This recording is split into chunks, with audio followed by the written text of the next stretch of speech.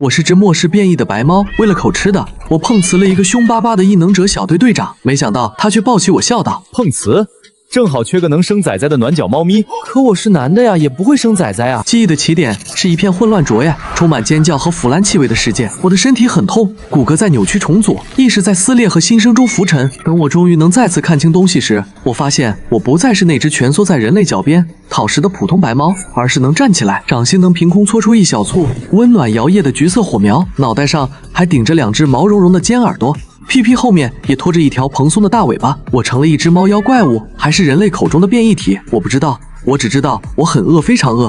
变异消耗了我太多能量，胃里像是有个黑洞在疯狂旋转，空气里弥漫的那些腐烂血肉的味道让我作呕。我需要新鲜干净能下咽的食物。我躲在一栋半塌的居民楼里，透过破碎的窗户，小心翼翼地观察着外面那个更加危险的世界，游荡散发着恶臭的丧尸，还有偶尔快速掠过且形态更加诡异的其他变异生物。我必须非常小心，因为我发现无论是丧尸还是那些变异生物，甚至是一些幸存的人类，在看到我时眼中流露出的要么是贪婪食欲，要么是冰冷的嘎意。没有同类，我很孤独，也很害怕。食物越来越难找，垃圾桶早就被翻遍了，偶尔能找到一点过期发霉的饼干碎屑都像是恩赐。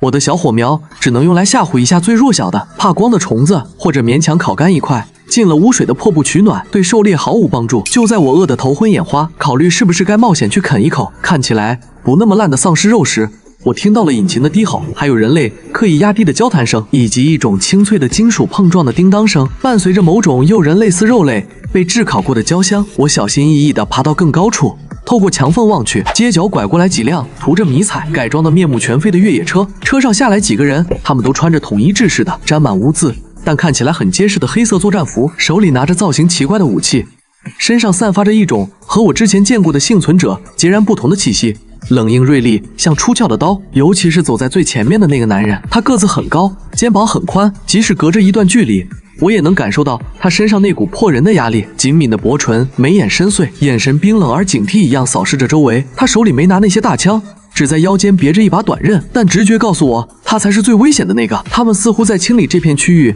残留的零星丧尸，动作干脆利落，配合默契。空气中那股焦香味更浓了，是从他们其中一辆车后面飘来的。我的肚子不争气的咕噜噜叫了起来，口水疯狂分泌。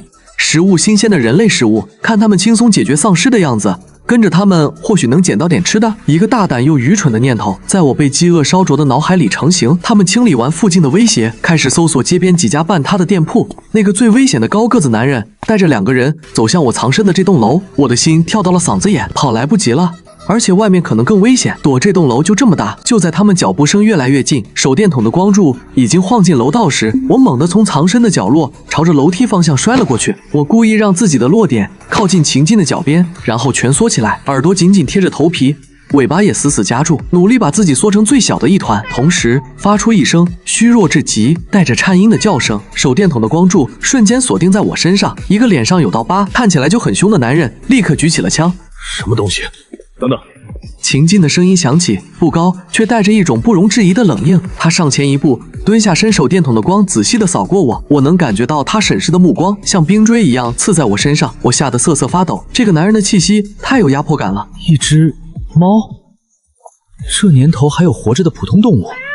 不对，这毛色太干净了。秦晋没说话，伸出手直接捏住了我的后颈，把我拎了起来。突如其来的悬空感和被掌控的窒息感让我四肢僵硬，连发抖都忘了。这个姿势让我极度不安，本能的想挣扎，用爪子挠它，但残存的理智死死压住了冲动。秦晋把我拎到眼前，借着光仔细看了看我的眼睛，又看了看我的爪子和尾巴。他的眉头微微蹙起，眼神里没有任何怜悯，只有冰冷的评估和一丝玩味。他下了结论，声音里听不出情绪。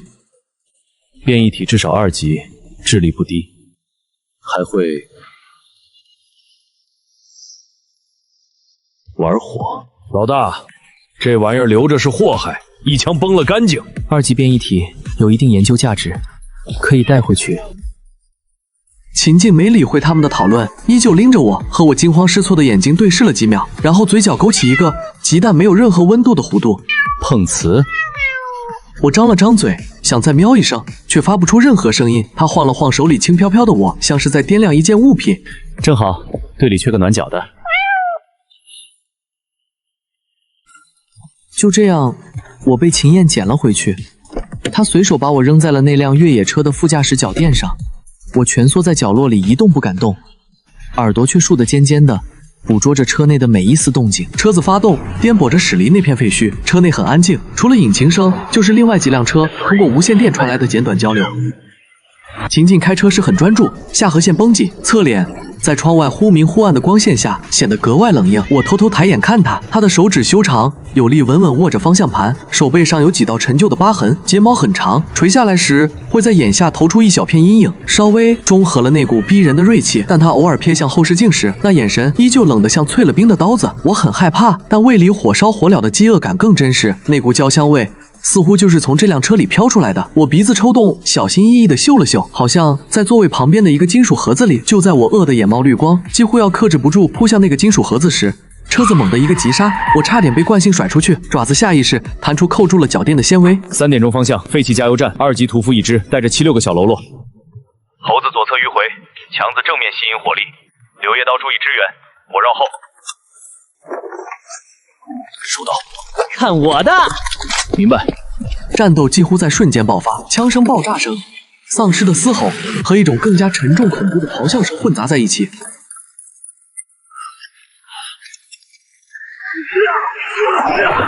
我躲在车里，透过车窗，心惊胆战地看着外面的斯嘎，那个被称为屠夫的2级变异体，体型庞大，力大无穷，挥舞着像是巨型鼓槌的手臂，每一次砸下都地动山摇。灰烬小队的人却配合得天衣无缝，火力交叉，掩护身形，灵活闪避。秦晋更是如同鬼魅，不知何时已经出现在屠夫身后，手中短刃亮起幽蓝的光，精准地刺入他的后颈关节。战斗结束得很快，屠夫轰然倒地，剩下的丧尸也被清理干净。秦晋甩了甩短刃上的污血，走了回来，他身上沾了些灰尘，但气息平稳，眼神依旧冷冽，仿佛刚才只是随手拍照了一只苍蝇。他拉开车门坐了进来，身上带着硝烟和血腥味，还有一丝淡淡清冽汗水的味道。我缩了缩脖子，把自己团得更紧。他没说话，发动了车子，开出一段距离后，他忽然伸手打开了旁边那个散发着诱人香味的金属盒子。我的眼睛瞬间直了，里面是几块压制成方形深褐色的东西，还有2条用油纸包着的，看起来像是肉干的食物。秦晋拿起一块肉干，撕下一小条，看也没看，随手往后一递，正好递到我鼻子前面。我愣住了，这个凶巴巴的，刚刚眼都不眨嘎了，2级变异体的人类给我食物。我警惕地看着他骨节分明的手指和那一条散发着致命诱惑力的肉干，理智在尖叫，可能有毒是陷阱。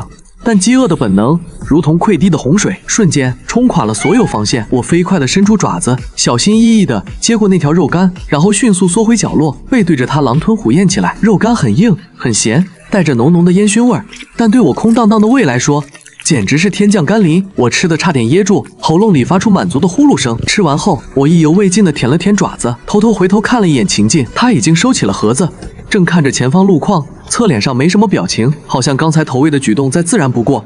心里那点害怕莫名其妙的松动了一点点。我们回到了一个叫磐石的地方，有很多人，很多建筑，高高的围墙，空气里弥漫着紧张但有序的气息。这里是人类幸存者的基地。秦晋把我带到了他的住处，一个不大的房间，陈设简单到近乎简陋，一张硬板床，一张桌子，一个柜子，地上散落着一些武器零件和图纸，空气里有和他身上一样的凛冽干燥的味道。待着，别乱跑。他丢下这句话就出去了，甚至没给我找个垫子。我小心翼翼地探索着这个新地盘，床底下太黑，柜子顶太高，最后我选择蜷缩在桌子底下那个相对隐蔽的角落，这里能闻到一点点从门缝透进来的外面人类活动的气味，也能在秦晋回来时第一时间察觉。白天，秦晋和队员们出去执行各种危险的任务，我就留在房间里，偶尔在基地允许相对安全的边缘区域小心翼翼的活动，努力扮演一只普通有点特别的变异猫。白天尽量保持猫的形态，因为这样目标小，不容易引起过多注意。我用小火苗帮隔壁一个总咳嗽的老奶奶点过烟斗，不过她好像不怕我，还偷偷给我塞过一小块糖，也用尾巴帮一个玩球的小孩够过落到角落的皮球。但我最期待的还是秦晋回来的时候，他虽然总是冷着脸，说话也硬邦邦的，但会带回食物，有时是硬邦邦的压缩干粮，有时是味道奇怪的罐头，偶尔有的肉干或风干肉条。他从不主动喂我，总是把食物放在桌上或地上，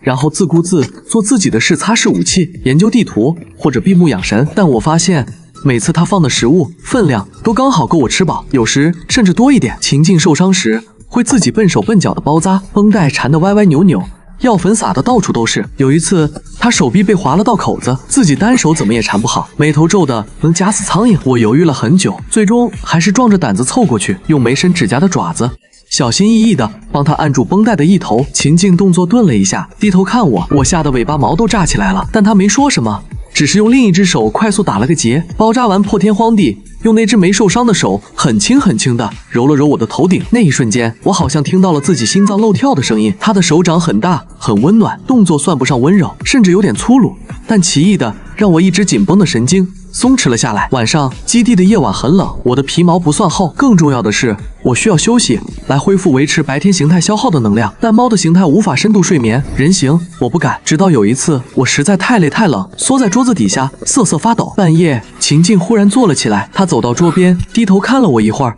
然后弯腰把我拎了起来。我吓得僵住，以为她要赶我出去，没想到她却把我放到了床上，就在脚边，还用一块旧毯子的一角盖住了我。暖脚。他言简意赅的解释，然后重新躺下，背对着我，毯子带着他的体温和气息。我僵着身体一动不敢动，耳朵却捕捉着他平稳的呼吸声。慢慢的，困意和暖意一起涌上，我蜷缩在毯子下，第一次在人类的地盘沉沉睡去。从此晚上睡在秦静脚边，但他从不说什么，我也默默接受。白天我是蹭饭的猫，晚上我是暖脚间守夜的工具。我以为这就是我和他之间达成的某种关于长期饭票的平衡。我甚至开始觉得这样的日子如果能一直过下去，好像也不错。直到有一天，身体深处涌起一股陌生灼热的躁动，血液流速加快，耳朵和尾巴格外敏感，空气中秦静的气息变得比平时浓郁千百倍，充满了难以言喻的诱惑力。我的脑子里嗡嗡作响，理智被一种更原始、更蛮横的本能驱赶到了角落。我想要靠近它，蹭它标记，让它身上沾满我的味道。白天我勉强还能维持猫的形态，只是变得格外粘人，总想往秦静腿上爬，用脑袋蹭它的手，喉咙里发出连自己都陌生的黏腻的呼噜声。秦静似乎察觉到了我的异常，看我时的眼神多了几分探究，但没说什么。到了晚上，那股躁动变本加厉，我缩在他脚边，毯子下的身体滚烫，尾巴不受控制的紧紧缠住秦静的小腿，耳朵竖得笔直，捕捉着他每一丝细微的动静。他翻了个身手臂，无意中碰到了我的尾巴尖，像是一点火星落进了油锅。我脑子里那根弦彻底崩断了，我猛地从毯子里钻出来，不是猫的形态，而是无法控制的变成了人形。银白色的长发披散，耳朵和尾巴暴露，我几乎是扑到了秦静身上。在她惊醒的瞬间，一口叼住了她的裤腿，喉咙里发出低沉的带着浓浓占有污液，用力把她往我的方向拖。我要它，我的都是我的。秦静显然没料到这一出，她被我扑得闷哼一声，但反应极快，几乎是瞬间就制住了我胡乱扒拉的手，另一只手精准地捏住了我的后颈皮，但那股被掌控的感觉依旧让我浑身一颤。房间没有开灯，只有窗外暗淡的星光勾勒出她轮廓分明的脸庞。秦静撑在我上方，呼吸微微急促，那双总是冰冷的眼眸在黑暗中亮得惊人，翻涌着我从未见过的幽暗而危险的情绪，像深不见底的寒潭突然起了漩涡。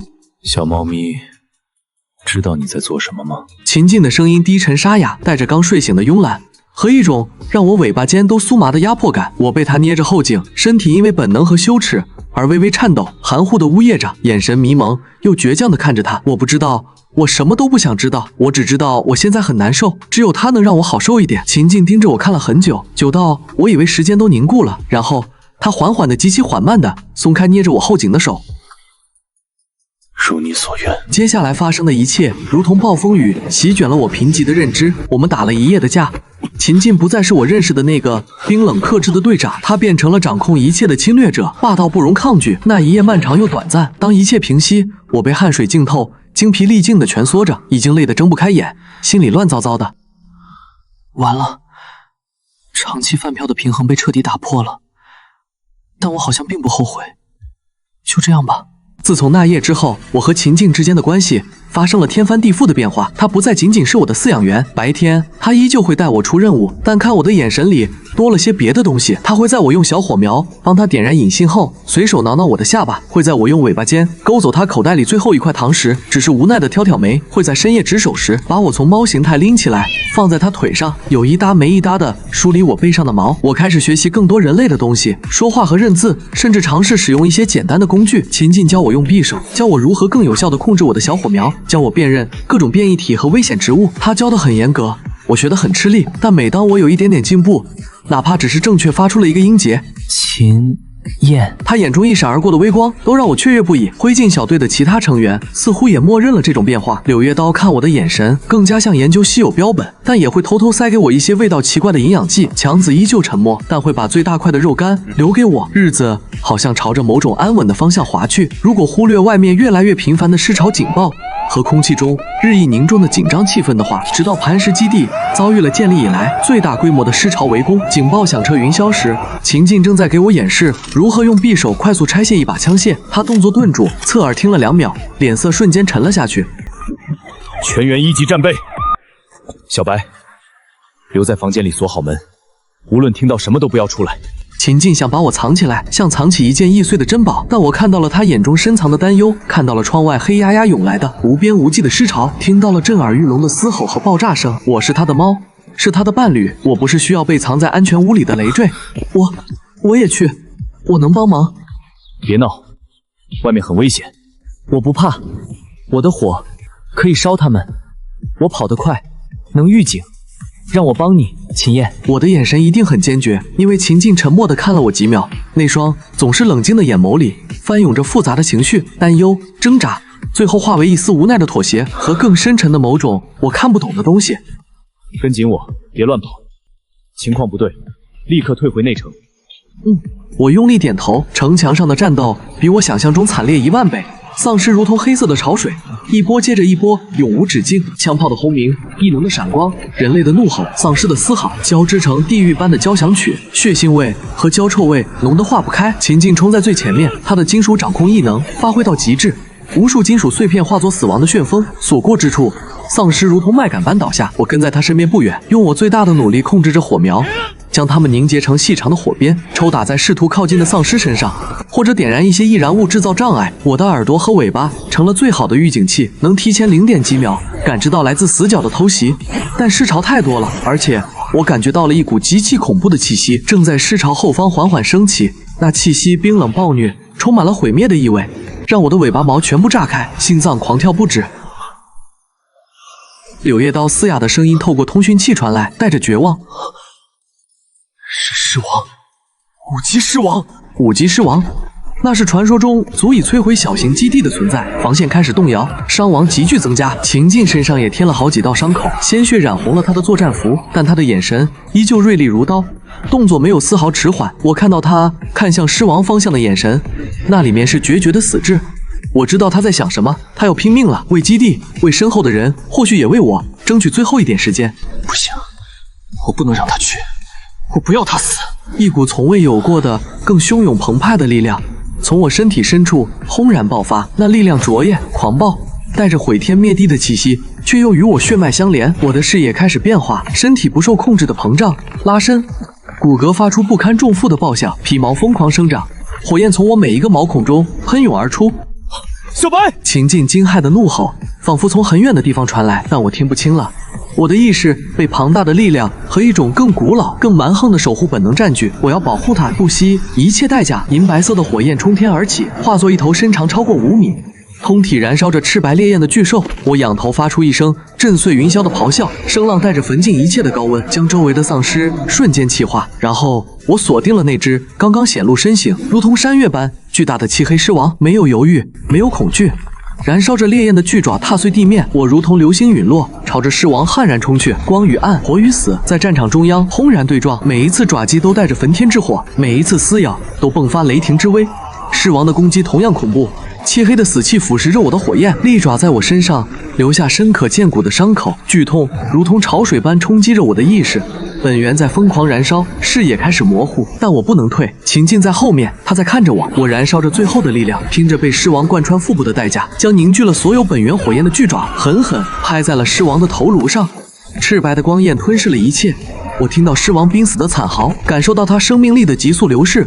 成功了吗？意识如同风中残烛，迅速暗淡下去。巨大的身躯再也无法维持，火焰熄灭，我从空中坠落，变回浑身浴血、伤痕累累的少年形态。好累，好冷，亲切。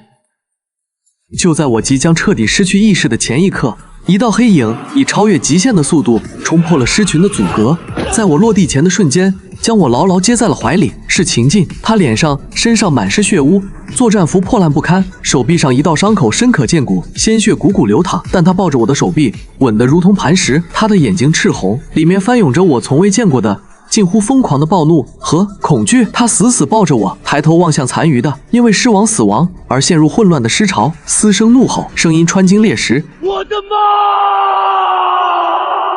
他身上的金属异能，以前所未有的狂暴姿态爆发，无数金属碎片、残骸，甚至城墙上的部分构件，都在他意志的牵引下悬浮起来，化作一片遮天蔽日的金属风暴。谁敢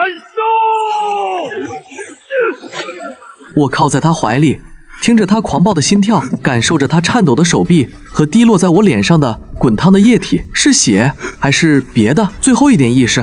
真好，他没事。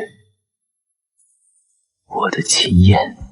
我好像睡了很久，醒来时浑身都疼，像是被拆开又重组了一遍。眼前是医疗部熟悉的天花板，空气里有消毒水的味道，还有秦晋身上那股凛冽干燥的气息，此刻混合着淡淡的血腥和药味。我费力地转过头，秦晋就坐在床边，胡子拉碴，眼窝深陷，眼睛里布满血丝，正一眨不眨地看着我。秦晋的指尖很凉，还在微微颤抖。他终于开口，声音嘶哑得厉害，带着浓重的疲惫和后怕。本猫，谁让你逞能？我想说话，喉咙却干得冒烟，只能发出呵呵的气音。他立刻拿过旁边的水杯，用棉签小心地蘸湿我的嘴唇。别动，好好养着。秦晋的声音低了下去，目光扫过我身上层层叠叠的绷带，眼神暗沉。下次再敢这样。他没说完，但握着水杯的手指用力到指节发白。我看着他憔悴的样子，心里又酸又软。想告诉他我不后悔，想蹭蹭他的手，想让他别担心，但我实在太虚弱了，眼皮沉得像灌了铅。昏迷前，我感觉到他低下头，额头轻轻抵着我的额头，温热的呼吸拂过我的鼻尖。快点好起来，我的猫。尸潮危机过去后，磐石基地和整个人类幸存者联盟都进入了漫长的恢复和重建期。威胁并未完全消失，但最黑暗的时刻似乎已经过去了。我的伤养了足足3个月，秦晋几乎放下了所有外勤任务，大部分时间都守着我，喂食、换药、擦洗、陪我复健。他依旧话不多，但每一个动作都小心翼翼，眼神里是藏不住的疼惜。等我终于能下地活蹦乱跳时，基地已经变了个模样，城墙加固了，新的居住区建立起来，甚至有了小小的集市和学校。人们脸上不再是纯粹的麻木和恐惧，开始有了些许对未来的期盼。秦晋重新开始带队，执行一些相对安全的任务，探索、清扫、收集物资。我总是跟着他，有时是猫形蹲在他肩头，有时是人形走在他身边。经过狮王一战，我在基地里也算名声大噪，虽然大家依旧对我的来历和种族充满好奇，但更多的是敬畏和感激。白副队，灰烬小队的成员们更是彻底把我当成了自己人。我和秦晋的关系在生死与共后变得更加密不可分。我们依旧没有太多甜言蜜语，但一个眼神、一个动作就足以明了彼此的心意。他会记得我喜欢吃哪种口味的果干，我会在他熬夜研究战术时趴在他膝盖上打盹，用尾巴给他当暖手宝。大型尸潮几乎绝迹，零星的高级变异体也构不成太大威胁。新的秩序在废墟上艰难萌芽。在一个阳光很好的下午，我以人形懒洋洋地躺在基地新建的花园的长椅上晒太阳，耳朵惬意地耷拉着，尾巴有一搭没一搭的晃悠。秦晋和猴子他们坐在不远处的石桌旁，似乎在商量什么事情。猴子眼尖，看到我忽然笑嘻嘻地提高声音：队长，趁白大佬今天心情好，给兄弟们传授经验呗。当年你到底是怎么把咱们白大佬这么厉害的人物给弄到手的？是不是用了什么绝招？就是。秦晋正在看地图，闻言抬起头，目光越过石桌，落在我身上。我被他看得有点不好意思，把脸往阴影里藏了藏，尾巴却诚实地加快了摇晃的速度。在众人期待的目光中，秦晋放下地图，慢条斯理地卷起了自己左臂的衣袖。秦晋的小臂线条流畅有力，皮肤是健康的小麦色，上面有几道已经淡得几乎看不清的浅浅的白色痕迹，那是我很久以前还不太会控制爪子时不小心留下的抓痕。步骤1，捡到猫。